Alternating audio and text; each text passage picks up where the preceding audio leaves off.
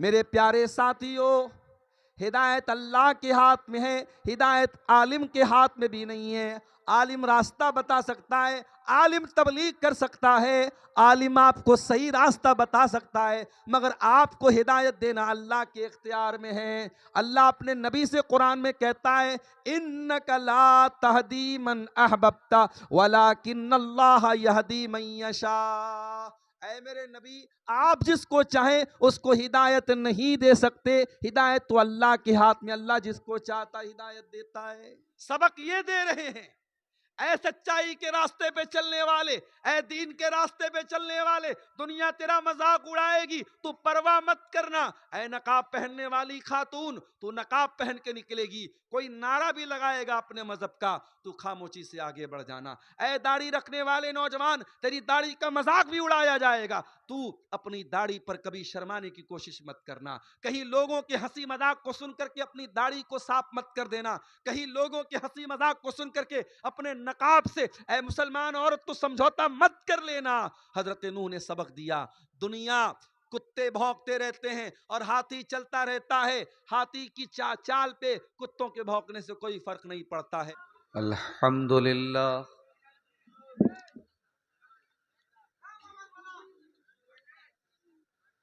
नहमदुहु व नस्तईनुहु व नस्तगफिरुह व नऊज़ु बिल्लाहि मिन शुरूरि अनफुसिना व मिन सय्यिआति अअमालिना।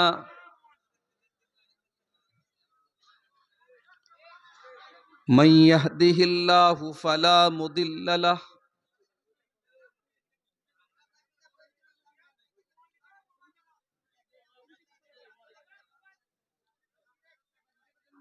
व मन युद्लिल फला हादिय लह।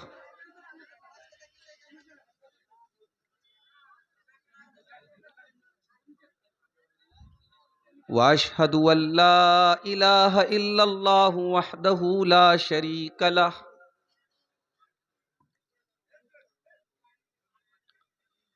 व अशहदु अन्न मुहम्मदन अब्दुहु व रसूलुहु।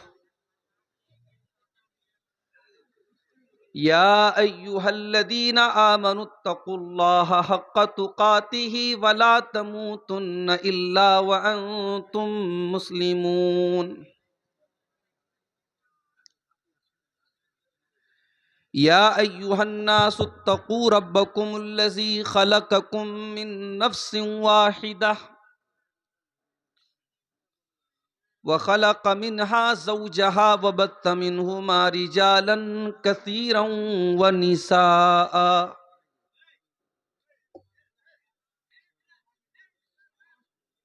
वत्तकुल्लाहल्लज़ी तसाअलून बिही वल अरहाम इन्नल्लाहा काना अलैकुम रक़ीबा।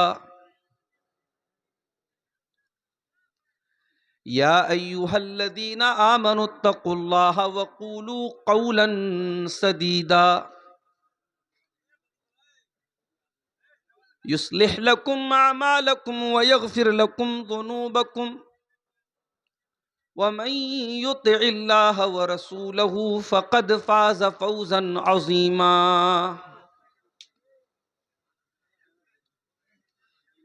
अम्मा बाद फ़इन्न खैरल हदीस किताबुल्लाह व खैरल हदी हदी मुहम्मदिन सल्लल्लाहु अलैहि वसल्लम व शर्रल उमूरि मुहदतातुहा व कुल्ल मुहदततिन बिदअह व कुल्ल बिदअतिन ज़लालह व कुल्ल ज़लालतिन फिन्नार।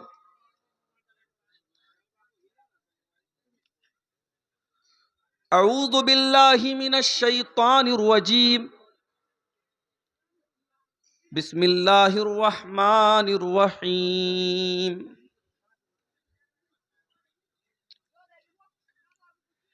इन्नद्दीन इंदल्लाहिल इस्लाम।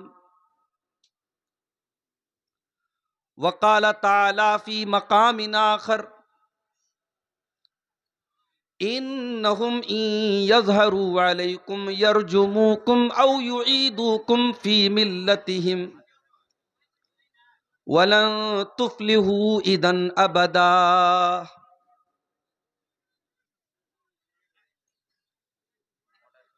मोहतरम उलमाए किराम,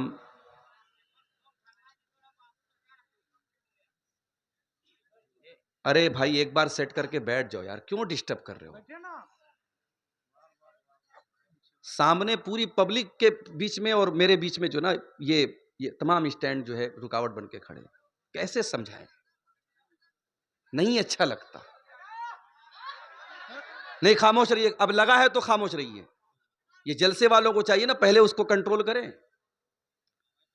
मुकर्रिर के बीच में और सामीन के बीच में ये दीवार खड़ी हो जाती है, अजीब व गरीब माहौल हो जाता है। मेरे भाइयों, करम टोला का ये प्रोग्राम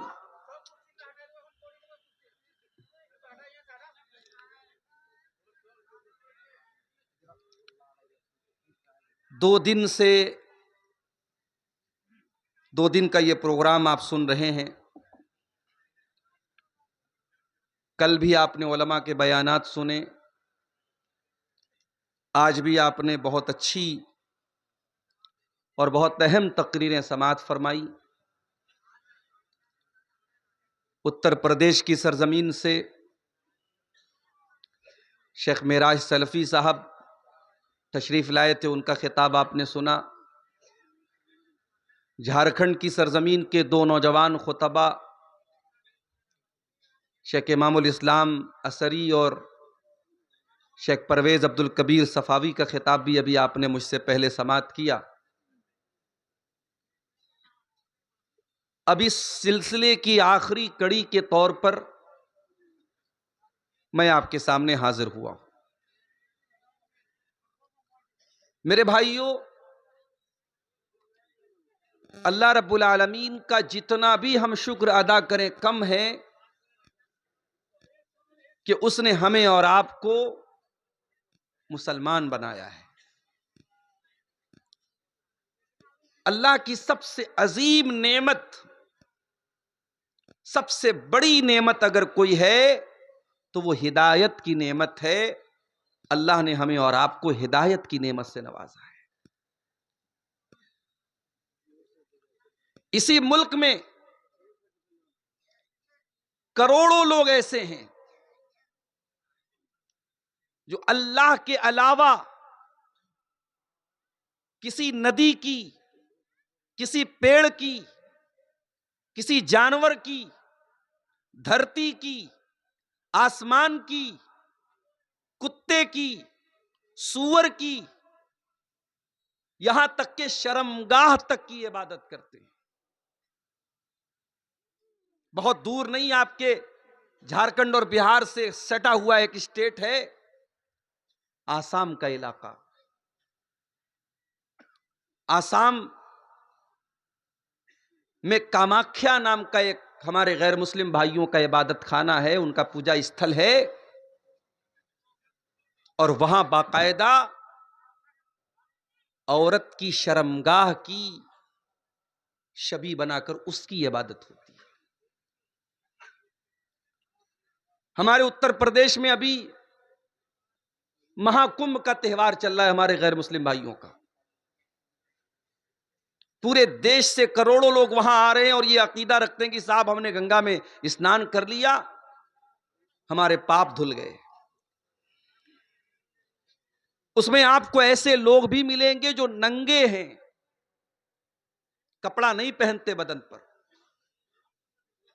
ऐसे भी लोग उसमें मिलेंगे जो अपनी शर्मगाह के ऊपर कोई चीज बांधे हुए हैं और उसका प्रचार कर रहे हैं। ऐसा भी वीडियो मैंने देखा कि औरत आई और एक बाबा नंगे हैं, सर से पैर तक बिल्कुल नंगे, बदन पर एक कपड़ा नहीं। औरत आई, उनके आगे सजदा किया और उनकी शर्मगाह को छू करके आशीर्वाद दिया। आप देख करके सोचते होंगे यार ये शायद आपको हंसी आ जाती होगी, मगर ये हंसने का मकाम नहीं है, ये रोने का मकाम है मेरे साथी। इंसान किस हद तक गिर चुका है, इंसान शर्मगाह की इबादत कर रहा है। हमारे बनारस में एक बहुत मशहूर इलाका है, गुदौलिया का इलाका। वहां सड़क के बीचों बीच एक सांड आता है और लोग उस सांड को देख करके हाथ जोड़ते हैं कि साहब ये नंदी है, हमारा देवता है। और वहीं एक कपड़े की दुकान है और वो नंदी जिसको वो मानते हैं वो आकर के वहां बैठता है। उस सांड को वो अपना रब मानते हैं, उस सांड को अपना खुदा मानते हैं। इसी देश में कितने लोग हैं जो गाय के गोबर को मुतबर्रक और मुकद्दस समझ करके खा जाते हैं। कितने लोग हैं जो गाय के पेशाब को पी जाते हैं। ये सारे मनाजिर देख करके हमारे दिल से तो बस एक ही आवाज निकलती है कि ऐ अल्लाह तेरा शुक्र है, तेरा करम है, तेरी कृपा है, तेरी इनायत है, तेरी मेहरबानी है कि तूने हमें इस्लाम जैसी नेमत से नवाजा है। दुनिया में हमारे पास कुछ ना हो, रहने को अच्छा मकान नहीं, पहनने को अच्छा कपड़ा नहीं, खाने को ढंग का अनाज नहीं, लेकिन अगर ये दौलत हमारे पास है तो हमसे बड़ा दौलतमंद कोई नहीं। कल अल्लाह की बारगाह में अल्लाह पूछेगा मेरे बंदे तू क्या लाया? हम कहेंगे अल्लाह हमारे पास ज्यादा नेकियां तो नहीं थी, बहुत ज्यादा रोजा नमाज करने वाले, बहुत ज्यादा मुत्तकी लोग तो हम नहीं हैं।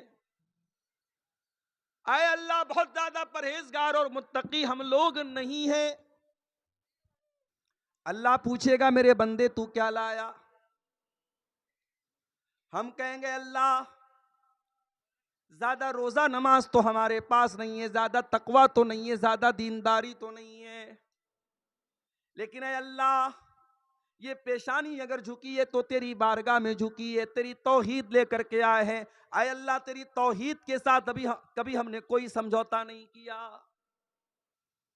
कम से कम ये तो कहने का हमारे पास एक सहारा होगा कि अल्लाह हम तौहीद लेकर के आए। और ऐ मुसलमानों कान खोल करके सुन लो, तुम्हारे पास अगर तौहीद की दौलत है तो इससे बड़ी कोई दौलत नहीं है। दुनिया की सारी दौलतें इस दौलत के आगे बेकार हैं। अल्लाह की बारगाह में जमीन भर के सोना भी अगर कोई लेके आ जाए और तौहीद न लेकर के आए, वो अल्लाह के अजाब से नहीं बच सकता। अल्लाह फरमाता है इन्नल्लज़ीना कफरू व मातू व हुम कुफ्फारुन फलन युक़बल मिन अहदिहिम मिलउल अर्ज़ि ज़हबा। जिसका इंतकाल कुफ्र की हालत में हो गया, जो तौहीद के बगैर दुनिया से चला गया, जिसके पास सब कुछ है तौहीद नहीं है और उसी हाल में उसका इंतकाल हो गया, अल्लाह फरमाता है कल क़यामत के दिन वो ज़मीन भर के सोना भी अगर लेके आ जाए, अल्लाह के यहाँ उसका ज़मीन भर के सोना भी कबूल नहीं किया जाएगा। उसका ज़मीन भर के सोना भी उसको जहन्नम की आग से नहीं बचा पाएगा। ऐ मुसलमानों, हम बहुत गरीब हैं, बहुत कमजोर हैं, बहुत लुटे पिटे हैं, लेकिन अगर तौहीद को बचा के लेके चले गए तो इससे बड़ी कोई कामयाबी नहीं है। इसीलिए अल्लाह कुरान में बार बार हमें तौहीद की हिफाजत करने का हुक्म देता है। कहीं फरमाता है वला तमूतुन्न इल्ला व अंतुम मुस्लिमून, ऐ मुसलमानों तुम्हें मौत ना आए मगर इस्लाम की हालत में। तुम मरना तो इस्लाम को लेके जाना, तुम्हें मौत आए तो तौहीद को लेके अल्लाह के पास जाना। पांचों टाइम की नमाज हम पढ़ते हैं, नमाज की हर रकात में सूरह फातिहा पढ़ते हैं। सूरतुल फातिहा के अंदर हम बार बार अल्लाह ताला से एक दुआ मांगते हैं, इहदिनस सिरातल मुस्तकीम आय अल्लाह तू सिराते मुस्तकीम पर हमको चला, तू इस्लाम के ऊपर हमको चला, अपने सच्चे दीन पर तू हमको चला। सिरातल्लज़ीना अनअमता अलैहिम, आय अल्लाह तू उनके रास्ते पर चला जिनके ऊपर तेरा इनाम हुआ, जिनके ऊपर तेरा करम हुआ। आय अल्लाह तू नबियों के रास्ते पे चला, तू सिद्दीकीन के रास्ते पे चला, तू शुहदा के रास्ते पे चला, तू सालिहीन के रास्ते पर चला। गैरिल मग़दूबि अलैहिम वलद्दॉल्लीन, आय अल्लाह उनके रास्ते पर न चला जिनके ऊपर तेरा गजब नाजिल हुआ, तू यहूदियों के रास्ते पर हमको न चला। और आय अल्लाह उनके रास्ते पर न चला जो भटक गए, ईसाइयों के रास्ते पर हमको न चला। हम बार बार ये दुआ करते हैं क्योंकि इससे बड़ी कोई चीज नहीं है मेरे साथ। ये अलग बात है, इस दौलत की हमें और आप कुछ कद्र कीमत नहीं मालूम। इस्लाम क्या है हमें इसका एहसास नहीं है। इस्लाम इतनी बड़ी नेमत है, जब जन्नती जन्नत में जाएंगे तो क्या कहेंगे? वक़ालुल हम्दुलिल्लाहिल्लज़ी हदाना लिहाज़ा। जन्नती जन्नत में जाने के बाद कहेंगे अल्लाह तेरा करम है, तेरा शुक्र है, तूने तौहीद की हिदायत की नेमत से हमको नवाजा।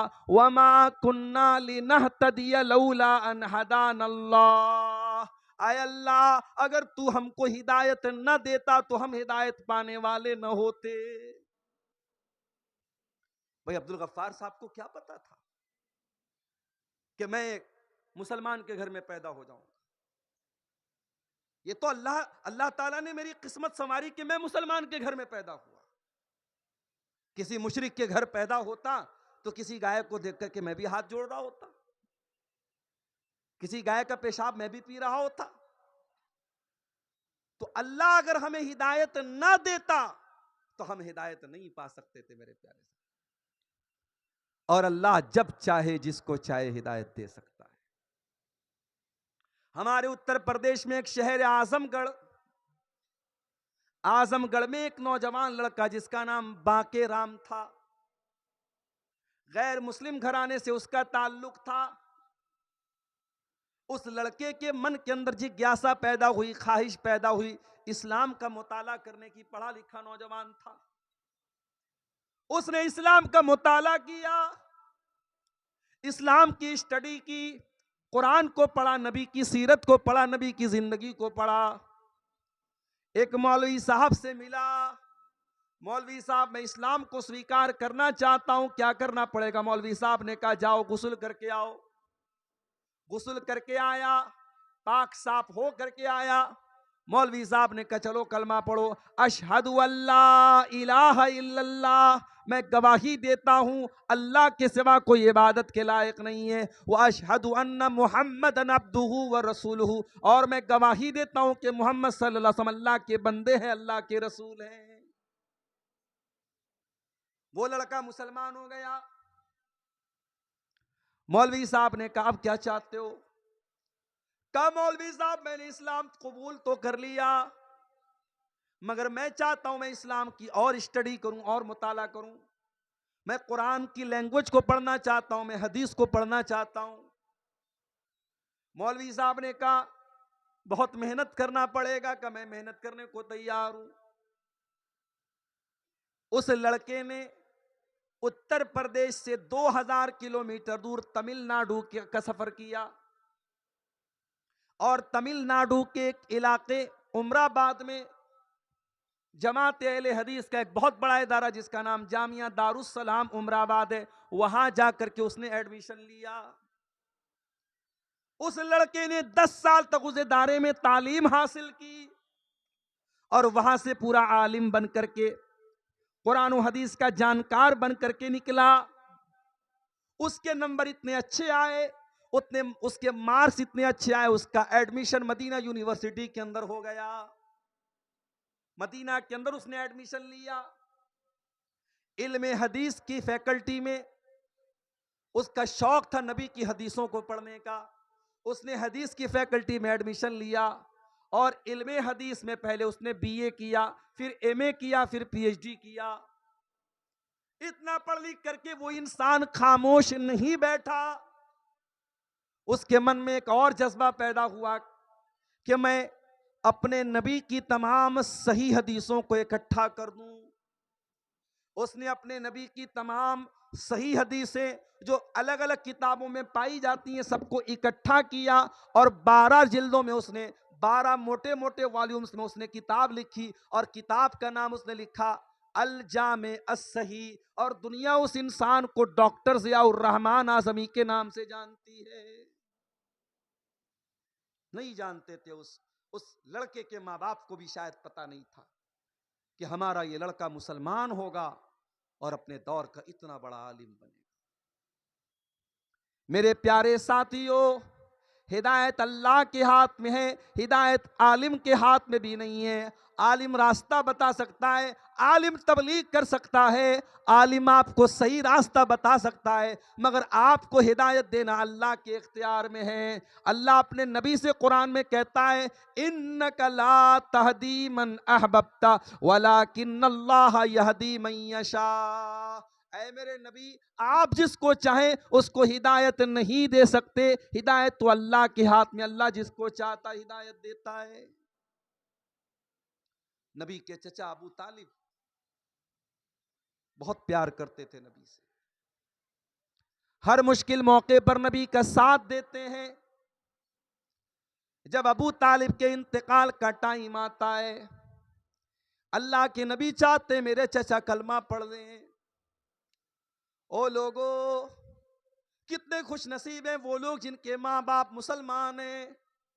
माँ के मरने के बाद कम से कम दुआ तो कर सकते हो, अल्लाह मेरी माँ की बख्शिश कर दे। जरा कोई इब्राहिम अलैहिस्सलाम के कलेजे से जाके पूछे, वो अपने बाप के लिए मगफरत की दुआ भी नहीं कर सकते। हमारे प्यारे नबी अपनी माँ की मगफरत की दुआ नहीं कर सकते थे। हमारे नबी ने भी अपनी माँ की मगफरत की दुआ की इजाजत मांगी, अल्लाह ने कहा कि नहीं, इजाजत नहीं मिली। अगर आपकी माँ मुसलमान है, अगर आपका बाप मुसलमान है, मेरे प्यारे साथियों, ये बहुत बड़ी अल्लाह की नेमत है। इस नेमत की कदर करो मेरे प्यारे साथियों। अबू तालिब बाप की तरह नबी को पाला है। आज आखिरी टाइम है, इंतकाल का टाइम है। अल्लाह के प्यारे नबी अपने चचा के पास आते हैं। ऐ मेरे चचा, आपने मेरा बहुत साथ दिया है, आप मेरे सहारा बन के हमेशा खड़े रहे हैं।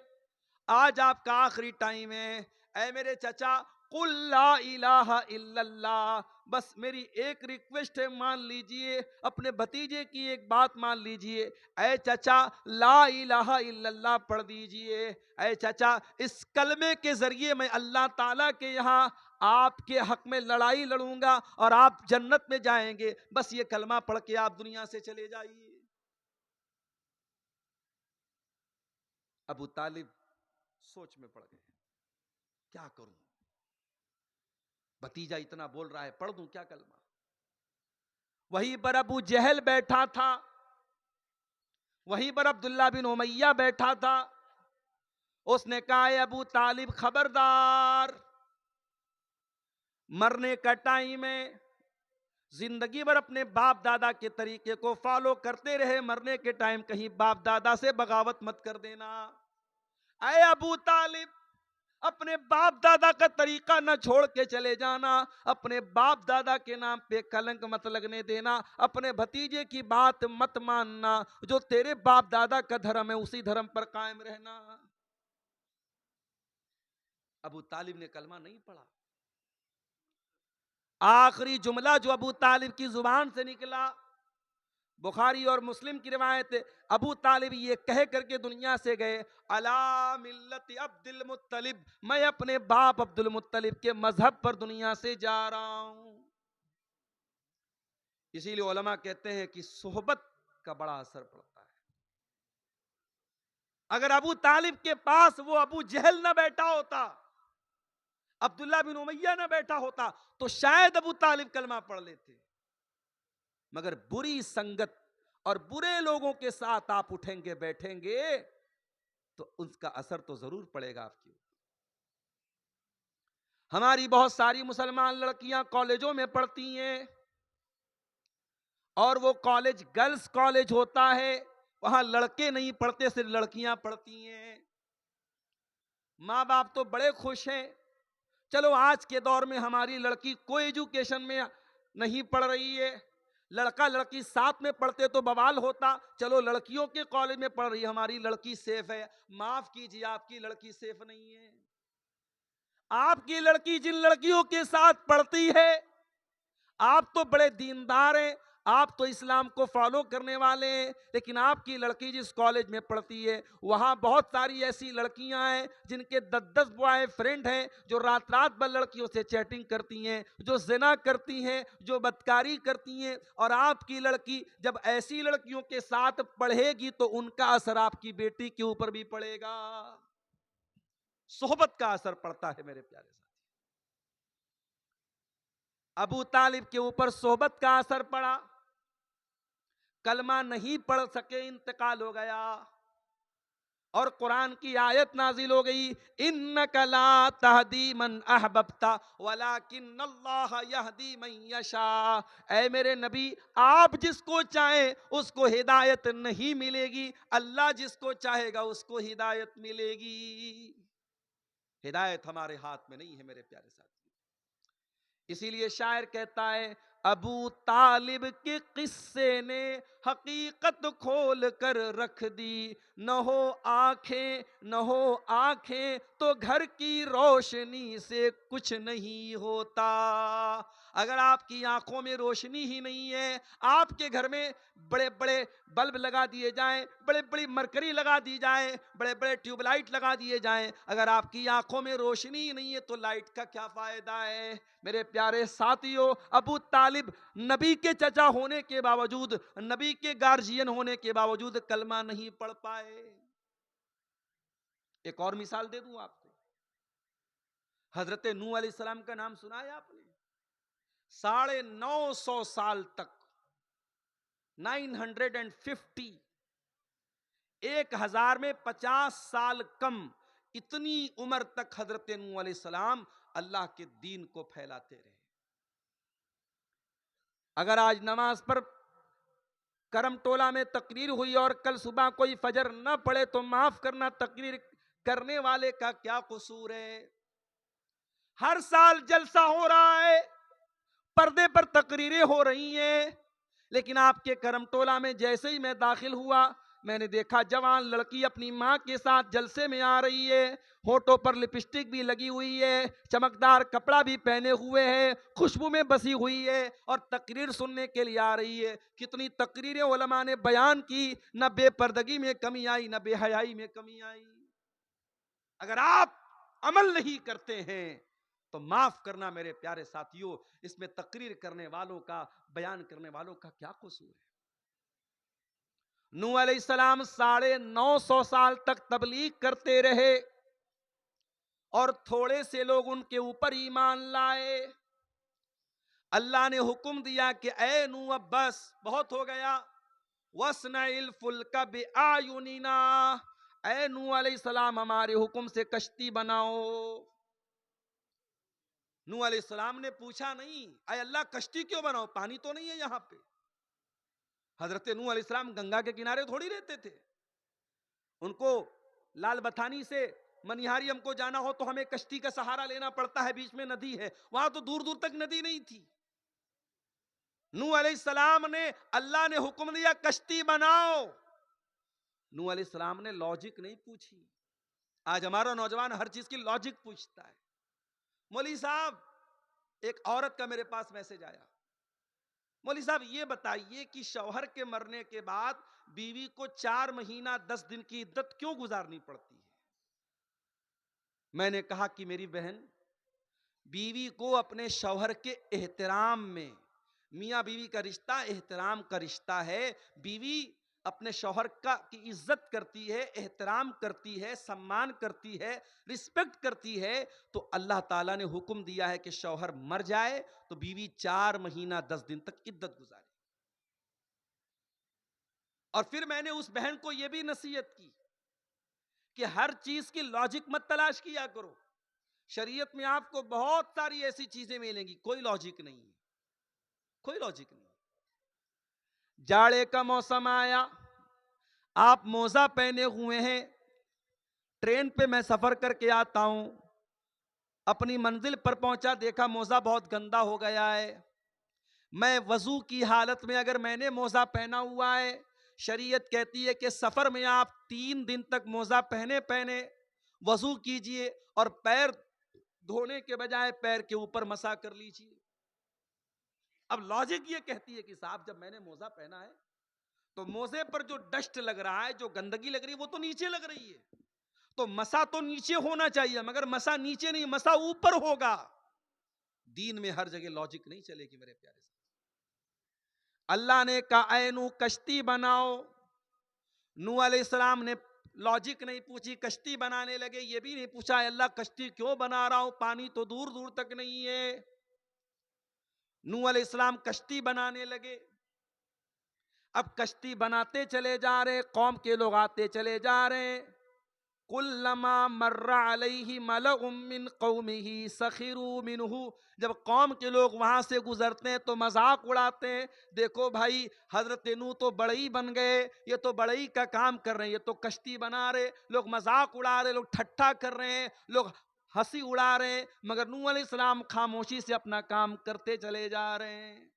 सबक ये दे रहे हैं, ऐ सच्चाई के रास्ते पे चलने वाले, ऐ दीन के रास्ते पे चलने वाले, दुनिया तेरा मजाक उड़ाएगी, तू परवाह मत करना। ऐ नकाब पहनने वाली खातून, तू नकाब पहन के निकलेगी, कोई नारा भी लगाएगा अपने मजहब का, तू खामोशी से आगे बढ़ जाना। ऐ दाढ़ी रखने वाले नौजवान, तेरी दाढ़ी का मजाक भी उड़ाया जाएगा, तू अपनी दाढ़ी पर कभी शर्माने की कोशिश मत करना। कहीं लोगों के हंसी मजाक को सुनकर के अपनी दाढ़ी को साफ मत कर देना, कहीं लोगों के हंसी मजाक को सुनकर के अपने नकाब से ऐ मुसलमान औरत तो समझौता मत कर लेना। हजरत नूह ने सबक दिया।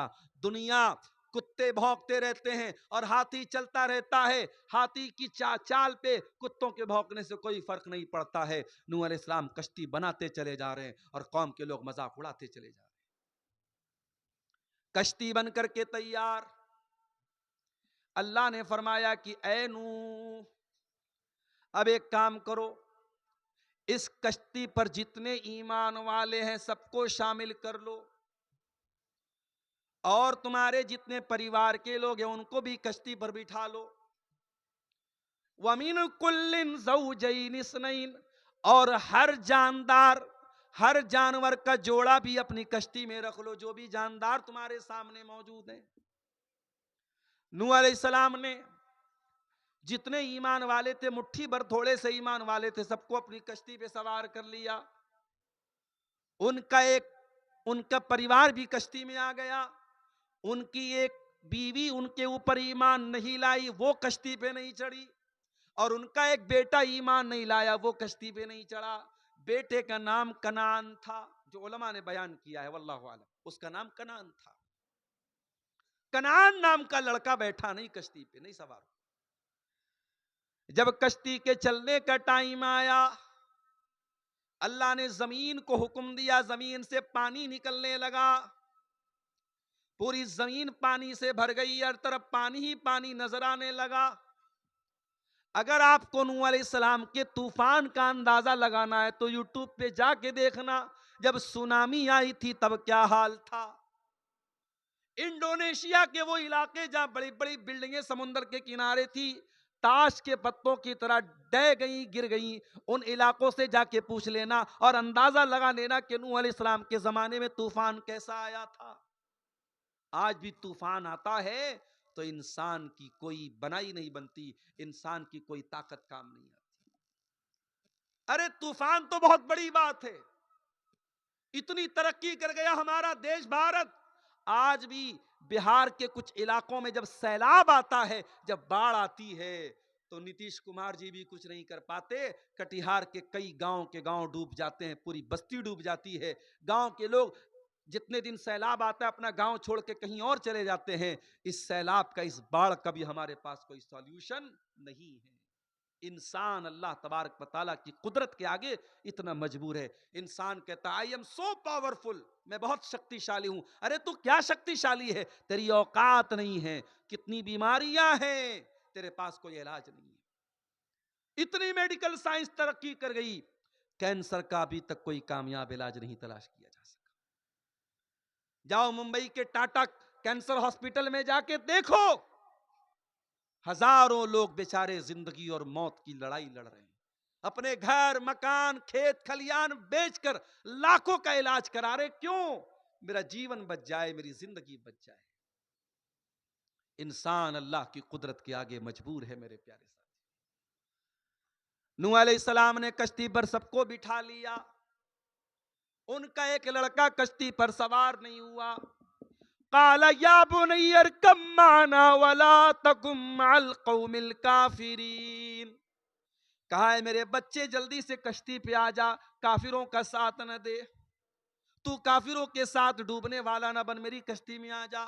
काला सावी इला जबली यासिमुनी मिनल मा, बेटा कहने लगा अब्बा जान मैं बहुत जीनियस हूं, अगर पानी आया, पानी का थपेड़ा आया, पानी की लहरें आई, अब्बा जान मैं पहाड़ के ऊपर चला जाऊंगा। अरे पानी कितना ऊंचा जाएगा, पहाड़ तक थोड़ी जाएगा, मैं पहाड़ पे चला जाऊंगा। हजरत नूह अलैहिस्सलाम ने फरमाया काला ला आसिमल यौम मिन अम्रिल्लाहि इल्ला मर रहीम, ऐ मेरे बच्चे ये अजाब है, ये तूफान अल्लाह का अजाब है, और अल्लाह के अजाब से कोई पहाड़ भी तुझे नहीं बचा सकता। तूफान आया और हजरत नूह अलैहिस्सलाम का बेटा डूब गया, मर गया, डूब गया, खत्म हो गया, और आखिरत भी उसकी बर्बाद होगी, क्योंकि अल्लाह ने कहा था वही कामयाब होगा जो तेरी कश्ती पे आएगा। जब नूह अलैहिस्सलाम का बेटा उनकी आंखों के सामने डूब गया, इतने बड़े नबी हैं, अल्लाह ने बता भी दिया था कि जो कश्ती में जाएगा वही बचेगा। नूह अलैहिस्सलाम को तो समझ जाना चाहिए मेरा बेटा ईमान नहीं लाया इसीलिए तो डूब गया, मगर बाप का कलेजा मानने को तैयार नहीं है। बाप बाप होता है मेरे साथी, बाप जितना भी समझदार हो जाए औलाद की मोहब्बत अंधा कर देती है। बाप काला, हजरत नूह अलैहिस्सलाम ने कहा अल्लाह तूने वादा किया था तू मेरे परिवार को बचाएगा, मेरी फैमिली को बचाएगा। आय अल्लाह मेरा बेटा मेरी आंखों के सामने डूब गया। इन्ना वादकल हक, आय अल्लाह तेरा वादा सच्चा है, तेरा वादा कहां गया? मेरा बेटा कैसे डूब गया, मेरा बच्चा कैसे डूब गया? अल्लाह, बेटे ने बाप की बात नहीं मानी, बाप समझाता रहा, बेटे ने बाप की बात नहीं मानी, बेटा डूब गया। मगर बाप की मोहब्बत देखो मेरे प्यारे साथ, जिनके बाप जिंदा हैं बाप की कदर कर लो मेरे भाइयों, जिनकी माएँ जिंदा हैं माओं की कदर कर लो। ना माँ कभी दोबारा जिंदगी में मिलेगी, ना बाप कभी दोबारा जिंदगी में। आज 4 पैसे तुम्हारे पास हैं, बाप किसको जरूरत पड़ी तो तुम्हें वो पैसे देने में हमारी जान जाती है। बीवी अलग समझा रही है, अरे चलो अब्बा को क्या जरूरत है पैसा देने की। अरे आज जिस बाप को तुम पैसा देने से कतरा रहे हो और तुम्हारे पास पैसे की कमी नहीं है, कल तुम तलाश करोगे कि कहां मेरा बाप मुझे मिल जाए, मैं उसके हाथ में कुछ पैसे रख दूं। जिस मां ने तुझको अपने पेट में 9 महीने रखा है, उस मां को छोटी छोटी जरूरतों के लिए तेरे सामने हाथ फैलाना पड़े, और आज तू उसको उसकी जरूरतें नहीं पूरी करता, उसकी दवाएं नहीं लाता, उसको तू खाने पीने की चीजें तक ला के नहीं देता। कल जब ये माँ चली जाएगी तो तेरा हाथ मचलेगा कि काश मेरी माँ जिंदा होती, मैं उसे नई साड़ी ला के देता, मैं उसे नए कपड़े ला के देता, मैं उसके खाने की चीज उसको ला के देता। तू तरसेगा अपनी माँ को देने के लिए। माँ जिंदा है तो माँ की कदर कर लो मेरे भाई, बाप जिंदा है तो बाप की कदर कर लो। मरने के बाद करम टोला के मदरसे में अपने बाप की तरफ से एक कट्ठा जमीन भी दे दी तो बाप की खिदमत का हक अदा नहीं होगा। अगर माँ की तरफ से यतीमों को खाना भी खिला दिया तो माँ को जिंदगी में जो तूने खिलाया है उसके सवाब के बराबर तू नहीं पहुंच सकता। जिंदगी में माँ बाप की कदर करो मेरे साथ, बाप बाप होता है। कहा अब अय अल्लाह तूने वादा किया था तू मेरे परिवार को बचाएगा, अल्लाह मेरा बेटा डूब गया, क्यों डूब गया? काला या नूह इन्नहु लैसा मिन अहलिक इन्नहु अमलुन गैरु सालिह, ऐ नूह तेरा बेटा तेरे परिवार में से नहीं है, तेरे अहल में से नहीं है, तेरे बेटे का अमल गड़बड़ है, इन्नहु अमलुन गैरु सालिह, तेरे बेटे का किरदार गड़बड़ है। आज हमारे यहां बिरादरीवाद बहुत चलता है। अंसारी है तो अंसारी में ही शादी होगी। कटिहार जाता हूं, वहां शेरशाहबादी, मुसलमानों में शेरशाहबादी बिरादरी है, और एक बिरादरी वहां सुरजापुरी है। शेरशाहबादी सुरजापुरी में 36 का आंकड़ा है। दरभंगा जाता हूं, वहां शेख और अंसारी में 36 का आंकड़ा है। हमारे यूपी में सिद्धार्थनगर जाता हूं, वहां खान और जो दूसरी बिरादरी के लोग, उसमें 36 का आंकड़ा। आज बिरादरी पर हम मर रहे हैं, अपनी बिरादरी पर बड़ा नाश करते हैं। अरे बिरादरी छोड़, तो नबी का भी अगर बेटा है और तेरा अमल अगर गड़बड़ है, तो अल्लाह ताला क्या तेरा बाप भी तुझे नहीं बचा पाएगा। बगावत पर हो आमादा तो डूबे नूह का बेटा, बगावत पर हो आमादा तो डूबे नूह का बेटा, यहां नामो नसब की बरतरी से कुछ नहीं होता। खान साहब, अंसारी साहब, शेख साहब, सैयद साहब, आपकी बिरादरी क्या है, आपकी कास्ट क्या है, आपके बाप दादा कौन थे, अल्लाह ताला क्या ये मैटर नहीं करता। अल्लाह ताला क्या अगर मैटर करता है, आपका अमल मैटर करता है, आपका ईमान मैटर करता है, आपका अकीदा मैटर करता है। हजरत नूह अलैहिस्सलाम अपने बेटे को नहीं बचा पाए मेरे साथी। इसीलिए अल्लाह कहता है इन्नका ला तहदी मन अहबब्ता, ऐ मेरे नबी आप जिसको चाहें हिदायत दे दें, ऐसा नहीं है, हिदायत हम देते हैं। मेरे अजीजों, मेरे भाइयों, अल्लाह ने हमको आज हिदायत की नेमत से नवाजा है, इस्लाम की नेमत से नवाजा है। हम अल्लाह की तौहीद वाले लोग हैं, अल्लाह के आगे सर झुकाने वाले लोग हैं। अल्लाह के वास्ते इस नेमत की कदर करो मेरे प्यारे साथियों। वल्लाह कलेजा दुखता है जब हम कोई खबर सुनते हैं, अखबार में पढ़ते हैं, हमारी कोई मुसलमान बहन मुर्तद हो गई। इसी झारखंड की रांची में एक नुसरत जहां नाम की लड़की, जो 5 टाइम की नमाजी थी, जो रोजेदार थी, जो उलमा के बयानात सुना करती थी, 5 टाइम की नमाजी लड़की, दीनदार लड़की, तकरीरें सुनने वाली लड़की, नाम था नुसरत जहां। फेसबुक के ऊपर एक लड़के से मोहब्बत हो गई, प्यार हो गया, चक्कर चला। उस लड़के ने जो गैर मुस्लिम था, इस 5 टाइम की नमाजी लड़की को इतना बहकाया, इतना बहकाया, इतना बहकाया कि ये लड़की नुसरत जहां से निशा सिंह बन गई। आप नहीं जानते आपके घर में रखा हुआ मोबाइल क्या क्या गुल खिला सकता है। आपकी बेटी के ईमान की दौलत को छीन लिया उस मोबाइल ने। और जो मुर्तद हो गया, जो ईमान के रास्ते से हट गया, उसका अंजाम क्या होगा।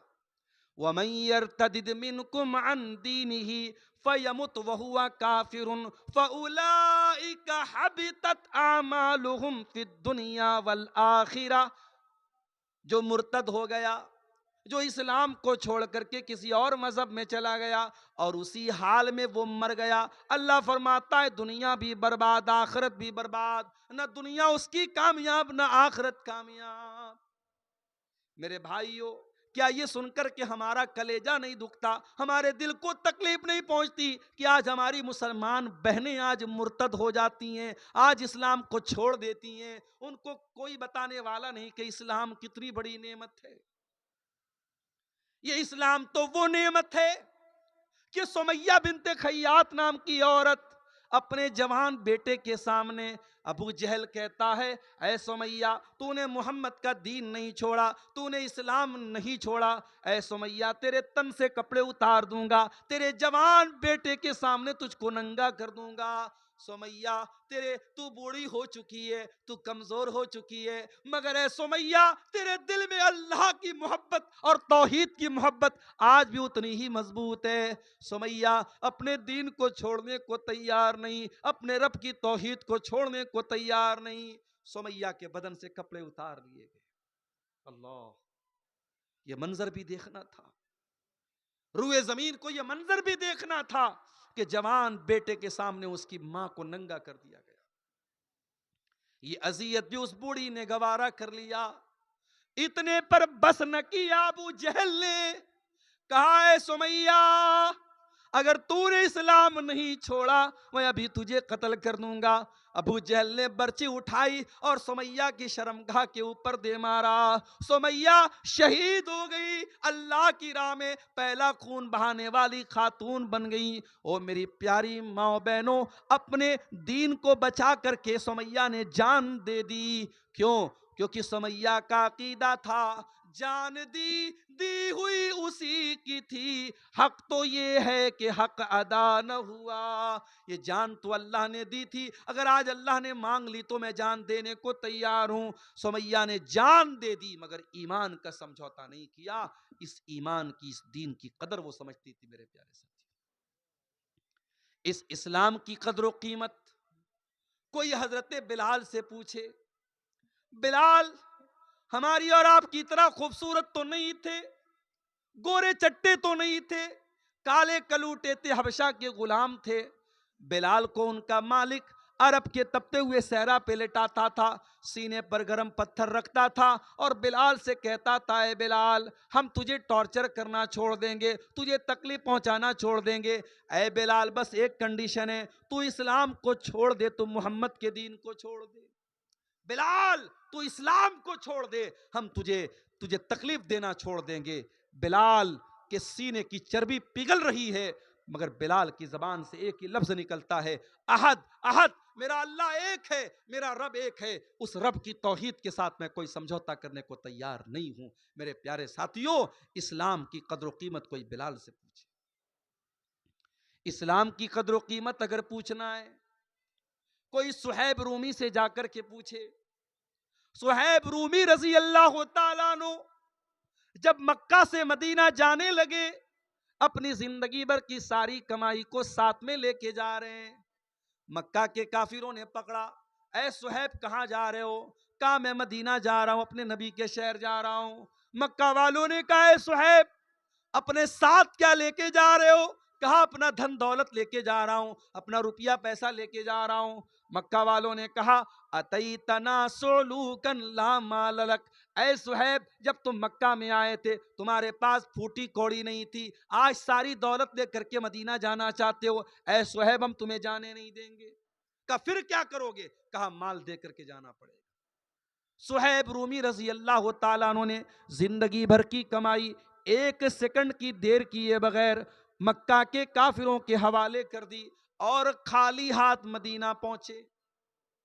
मक्का से मदीना 480 किलोमीटर का सफर तय किया और मदीना पहुंचे।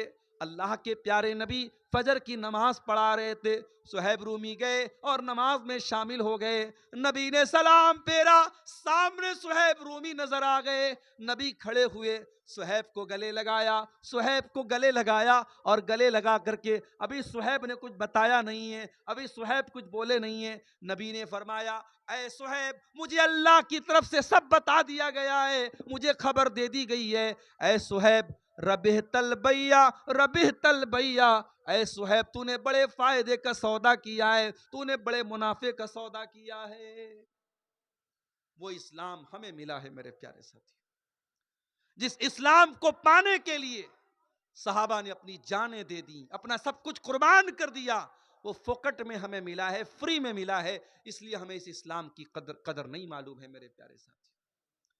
मेरे प्यारे अजीज हो, अल्लाह कुरान के दूसरे पारे में कहता है, या अय्युहल्लज़ीना आमनू उदखुलू फिस्सिल्मि काफ़ा, ऐ ईमान वालो इस्लाम में पूरे के पूरे दाखिल हो जाओ। वला तत्तबिउ खुतवातिश शैतान, और ऐ ईमान वालो शैतान के रास्ते पर मत चलो, पूरे पूरे दाखिल हो जाओ।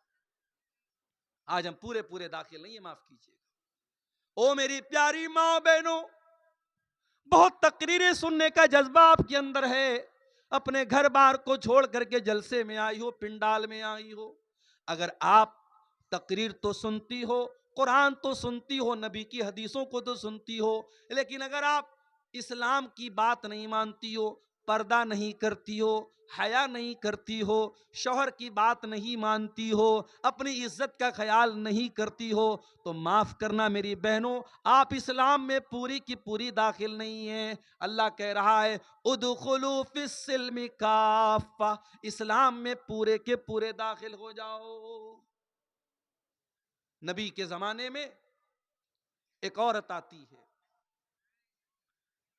अल्लाह के नबी के पास जब औरतें आती थी बैत करने के लिए, अल्लाह के नबी पर्दे के इस पार होते थे, उस पार औरतें होती थी। वो औरत बैत कर रही है, अल्लाह के नबी के ऊपर बैत कर रही है, नबी पर्दे के इस पार, औरत इस पार है। अल्लाह के नबी कहते हैं चलो बैत करो, अल्लाह के साथ शिर्क नहीं करोगी। कहती है मैं वादा करती हूं अल्लाह के साथ शिर्क नहीं करूंगी। फिर नबी कहते हैं वला यसरिकना, चोरी नहीं करोगी। कहती है मैं चोरी नहीं करूंगी। फिर नबी फरमाते वला यजनीना, जिना नहीं करोगी। जब जिना का नाम सुना, उस लड़की ने, उस औरत ने जल्दी से अपने सर पे हाथ रख लिया और कहा कि अल्लाह के नबी, क्या कोई इज्जतदार औरत ये काम भी कर सकती है?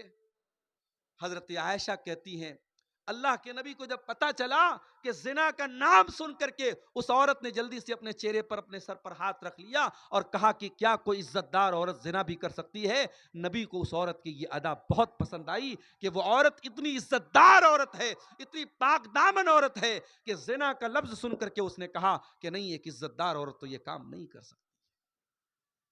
आज हालात इतने बुरे हैं मेरे प्यारे साथियों, आज पाक दामन मर्दों और औरतों को तलाश करना मुश्किल हो रहा है। बदकारी इतनी फैल रही है, जिनाकारी इतनी फैल रही है, हराम रिश्ते इतने पनप रहे हैं कि आज पाक दामनी को तलाश करना मुश्किल हो रहा है। मैं मर्दों से भी कहूंगा, मैं अपनी माँ बहनों से भी कहूंगा, उदखुलू फिस्सिल्मि काफ़ा, इस्लाम में पूरे के पूरे दाखिल हो जाओ। अपनी शर्मगाह की हिफाजत करो, अपनी इज्जत की हिफाजत करो। अल्लाह के प्यारे नबी फरमाते हैं मैं यज़मली मा बैन लिह्यैहि व मा बैन रिजलैहि अज़मन लहुल जन्ना।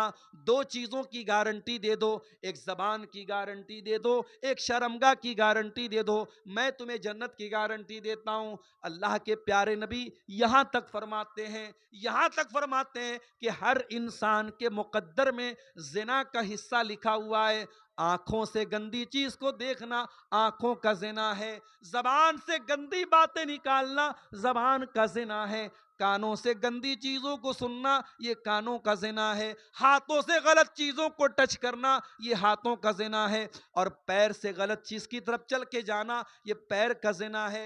यानी हर इंसान, कोई हाथ का जिना कर रहा है, कोई पैर का कर रहा है, कोई आंखों का कर रहा है। अल्लाह के नबी ने फरमाया इब्ने आदम के मुकद्दर में जितना लिखा है उतना वो जिना कर रहा है। और जब इंसान अपनी आंखों की हिफाजत नहीं करता, हाथों की हिफाजत नहीं करता, कानों की हिफाजत नहीं करता, तो अल्लाह के नबी कहते हैं वल कल्बु यहवा व यतमन्ना, फिर दिल में गंदे ख्यालात पैदा होते हैं, गंदी ख्वाहिशात पैदा होती है, और फिर शर्मगाह उसकी तस्दीक करती है या उसको झुटला देती है। यानी अगर आपने अपने आप को आंखों के जिना से नहीं बचाया, कानों के जिना से नहीं बचाया, जबान के जिना से नहीं बचाया, तो असल जिना से बचाना भी मुश्किल हो जाएगा।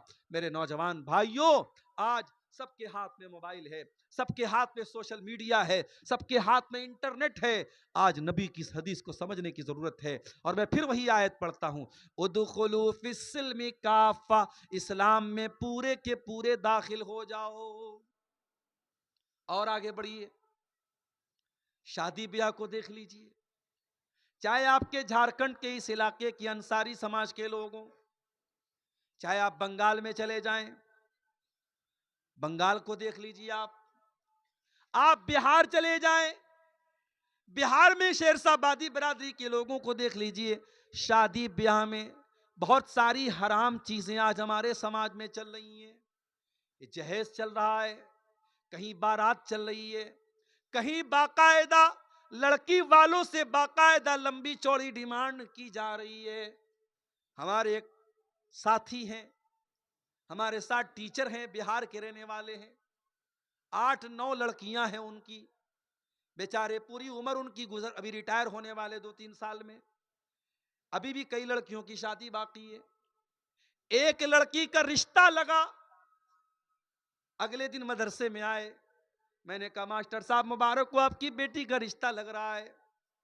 कहा कि शेख साहब रिश्ता तो लग रहा है, खुशी की बात है, मगर दुख की बात यह है लड़के ने 5 लाख की डिमांड की है। मैंने कहा लड़का करता क्या है? कहा कि लड़का राजगीर का काम करता है, मिस्त्री का काम करता है, घर मकान बनाने वाला मिस्त्री का काम करता है। गौर करो ये हालात हैं। वो तो मास्टर साहब थे, सरकारी टीचर थे, उनको चलो उनके पास कहीं ना कहीं से पैसे का इंतजाम था। जिस गरीब के पास इंतजाम नहीं है वो बेचारा अपना खेत बेचकर, अपनी जमीन बेचकर, बैंक से कर्जा ले लेके अपनी लड़कियों की शादी कर रहा है। ओ लोगों, कब तुम्हारी आंखें खुलेंगी, कब होश आएगा? पानी सर से ऊपर जा चुका है।